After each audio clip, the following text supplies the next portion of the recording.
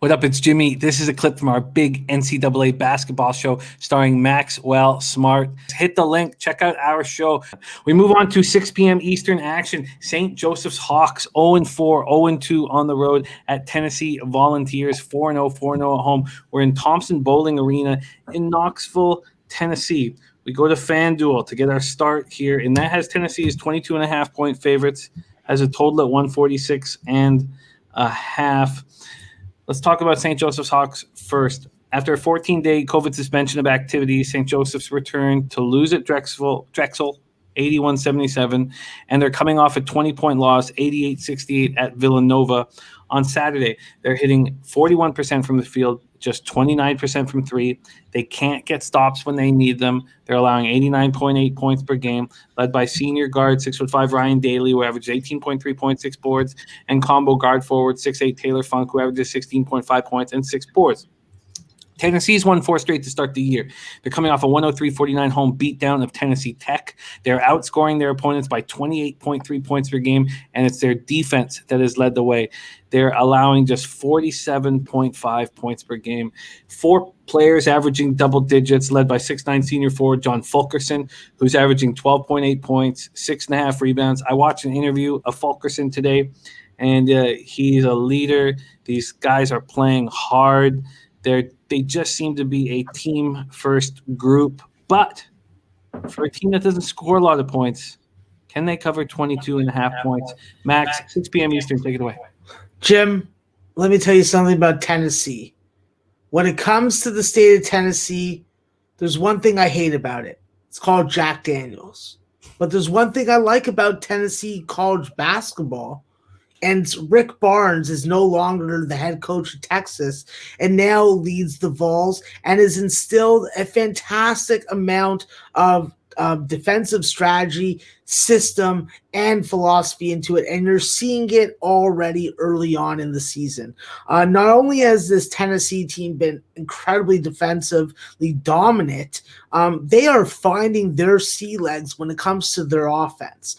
They started off with 56 points against Colorado, went up to 65, then to 79, and then recently just put up 103 against Tennessee Tech. Well, I think that in this game tomorrow, the bottom line is St. Joe's, they're going up against a different animal. This isn't Auburn. This isn't Kansas. This isn't Villanova. This is a team that is going to make every drive that you attempt difficult. They're going to turn you over, and they're not going to return the favor. This is a Tennessee team that has been very responsible with the basketball, has done a fantastic job at home. I think that they are energized, motivated, and ready to just smash, mash, serve up cock soup like it's going out of style and the world is ending. When I look at this Tennessee team, they are an ATS giant already. They have smashed people by 30 points. They've smashed people by 40 points. They shut down Colorado. Now you're saying St. Joe's, after they threw and played with their hearts out and then still lost to Villanova by 20, that they're going to be able to go into Tennessee and make this a close game? I'm sorry. Ryan Daly, as great as he is and as great a scorer he is, he's not going to be able to drive and get to the rim with as much ease as he was against Drexel.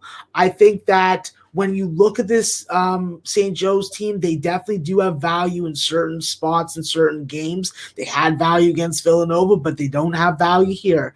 I think that this is just a grossly mismatched game. I think that with St. Joe's, they've gone over by more than 12 points.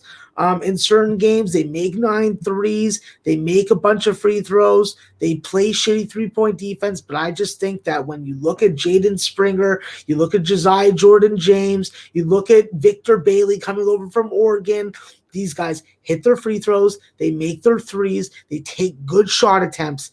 I would be surprised if Tennessee doesn't win this game by at least 25. So I'll take a shittier line than I took for myself, and I'll still be confident because Tennessee has given me nothing to doubt them that they can cover this.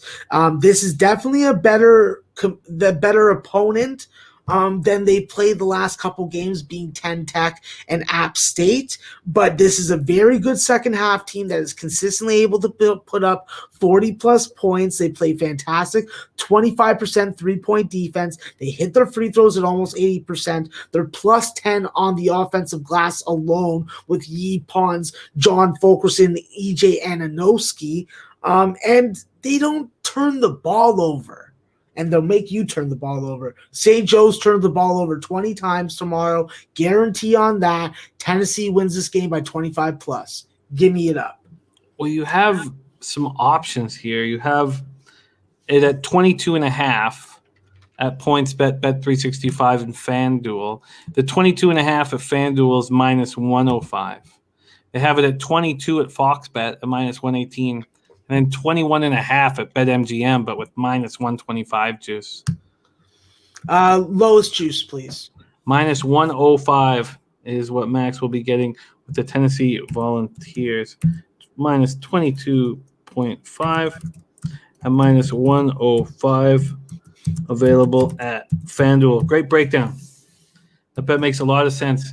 They did lay it out all out against Villanova in Battle of the Pennsylvania squads. It makes a ton of sense that they're going to have a very tough time in Knoxville.